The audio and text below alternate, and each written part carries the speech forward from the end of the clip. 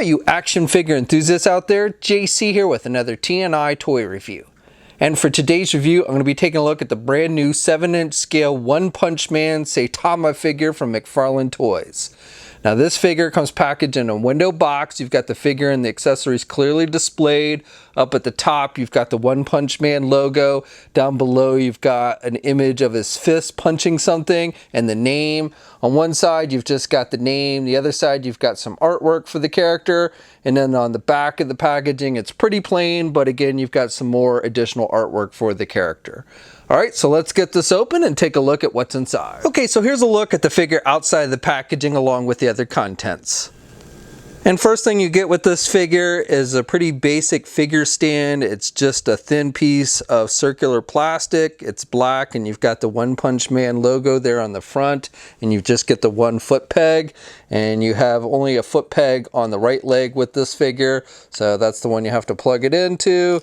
And it does seem to work pretty well. You know, the figure stays on there. So, you know, even though it's basic, it doesn't take up a lot of shelf space with it, which is actually something I like with figure stands. The figure also comes with two different pairs of hands. So you get a pair of open hands that are attached to the figure when you take it out of the packaging. And then you get a pair of closed fists because, of course, you can't punch somebody with open hands. And switching out the hands is easy. You just pop off the hand you want to replace, and then you just pop on the one you want to replace it with. It just fits on that little ball peg there. Ball hinge peg, and does fit nice and tight. And then finally you get two different head sculpts with this figure. You get one that's kind of more normal looking with the normal looking eyes, and then you get this one that's kind of more comic book like with the comic book drawn type eyes. It looks like he's bored or what have you. And I think both head sculpts come off looking good, but I like this one with a kind of a bored look to it more than the other one. And switching out the heads is easy. Again, you just pop it off. You've got the ball joint there, and then you just pop on the one you want to replace it with, and does fit nice and tight. And that's a look at the second head sculpt on the figure. Okay, now for the figure itself. And I've got to be honest, I'm not a huge One Punch fan. I think it's an interesting character, but it's not one that I've followed closely. And my real attraction to this figure is because I thought it might give us a glimpse at what we might expect to see next year from McFarlane Toys in regards to DC action figures, DC comic action figures, since they will be taking over the license at the end of this year. So, you know, like I said, this really almost is kind of like a preview of what we might expect with that. And that being said, overall, I think this is a pretty nice looking figure. Paint applications are basic overall, but that's in keeping with how the character appears and things like the cartoons and such. He's just got that white, or I should say yellow outfit, and it's a pretty bright yellow. One area where I've noticed a little discrepancy is here on the knee pads. It looks like the yellow is a little bit darker there than the rest of the outfit. But otherwise, I think they did a pretty good job with it overall. He's got the red on the gloves, and he's got just a basic belt with a gold belt buckle and then the black belt. And that is a separate piece. And he's got the little zipper jumpsuit there with the white around the collar. The cape is done with a vinyl material, but it's a very soft, flexible vinyl material. So I actually like the way this feels and how it kind of hangs on the figure. I think they did a pretty good job with that. And it's glued on there up at the top, so it's not removable or anything. And then, you know, again, you've got the red on the boots. But basic paint applications overall, but pretty solid. Now this figure stands right about 7 1/4 inches tall. Now I don't own any other One Punch figure, so I can't give you a comparison with like the import figures that have been released for this character. However, one comparison I thought might be interesting for you is a look at this DC Essentials Superman figure from DC Collectibles. It is a 7-inch scale figure, and you can see the One Punch figure is a little bit taller.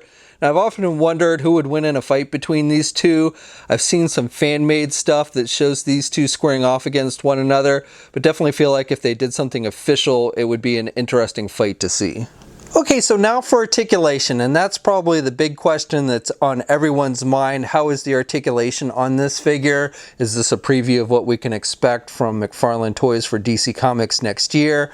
Now, I have not owned any of their more recent Fortnite figures, which are said to have pretty good articulation, so this is really my first exposure to a highly articulated McFarlane Toys action figure.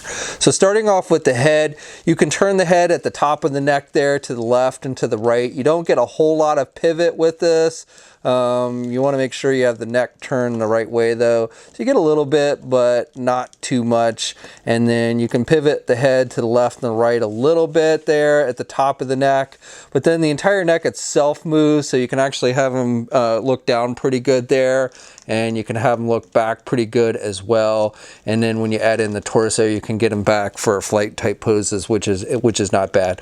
Now, one thing I do want to note here, depending on how you turn the neck and such, you do end up getting some gappage there between the neck and the body. So you have to kind of play with it to hide that gappage. Now with the arms, with the shoulders, you can get the arms out good there, and you've got good rotation.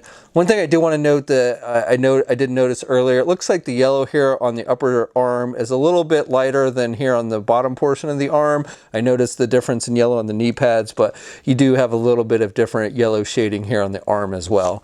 And then you've got what looks like a butterfly type joint, but it doesn't move that much like you might expect for a butterfly joint. You get a little bit of movement there. You can see it rocking back and forth there a little bit. But, you know, again, you can get the arm up high and you can get the arm back pretty good there. And, you know, you can rotate around and everything. So overall, not bad movement. And then you get a bicep swivel. You get a double hinged elbow, so good bending there at the elbow. And the joints are pretty sturdy as well. I haven't, you know, they're not rubbery or anything like that.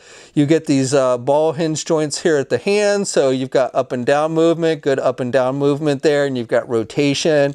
You get a midsection joint, so it's not an ab crunch, but you can rotate there at the midsection and you can pivot to the left and the right. You also get rotation at the waist, so you can rotate and you get pivot. You don't have a whole lot of crunch movement. You can't crunch forward very much with this one. And then he can look back about that much, which is good. Then with the legs, he can do the splits that much. You can get the leg forward about that much. And then you can only do the leg back about that much, and you get some serious gappage there when you do the leg back. And there's a look at the leg joints with the McFarlane. And you've got these joints rotate, so, you know, I don't know if you want to call that a thigh swivel, but you can rotate the legs up there high. You don't have an actual thigh joint though. And then you've got double hinged knees, so good bending there at the knee. You don't have a boot cuff swivel with this one. And then with the feet, you've got those ball hinge type joints like you saw with the hands. And so you've got up and down movement with the feet, and you've got rotation. Now, one thing I want to note here on my right foot of my figure, when I try and like pivot the foot, it really doesn't seem to want to move. And actually this joint started to split apart a little bit there, that ball joint. It popped right back together, and I've seen that with import figures before. On the left foot here, you do get pivot. So the figure does have ankle pivot. It's just like on mine, it's really tight. So, and you want to be careful because those are plastic joints and they will maybe have a tendency to split apart if you try and force it. And then you have toe articulation with this one as well. And then as I mentioned before, as far as peg holes go, you just have the one on the right foot. Okay, so that's my review. So while I don't think this is a perfect figure, there are a few minor complaints, things like a little bit of different shading on the yellow throughout the figure. And as far as articulation goes, I think they're definitely moving in the right direction. However, I would have liked to have seen maybe a better ab crunch type joint. You still can get the figure in some pretty good poses and stuff. So again, I think they're definitely moving in the right direction when it comes to articulation. And, you know, it gives me hope for what we might see from them next year with DC Comics. Now, this figure is available now. We'll have a full image gallery up at toynewseye.com. There'll be a link in the video description below. As always, leave a comment. Let me know what you think. If you're so inclined, like the video, subscribe to the channel if you haven't already, and hit that bell notification so you're alerted every time I upload a new video. And of course, you can also follow me on my Facebook, Twitter, and Instagram accounts. I have links to all those in the video description as well.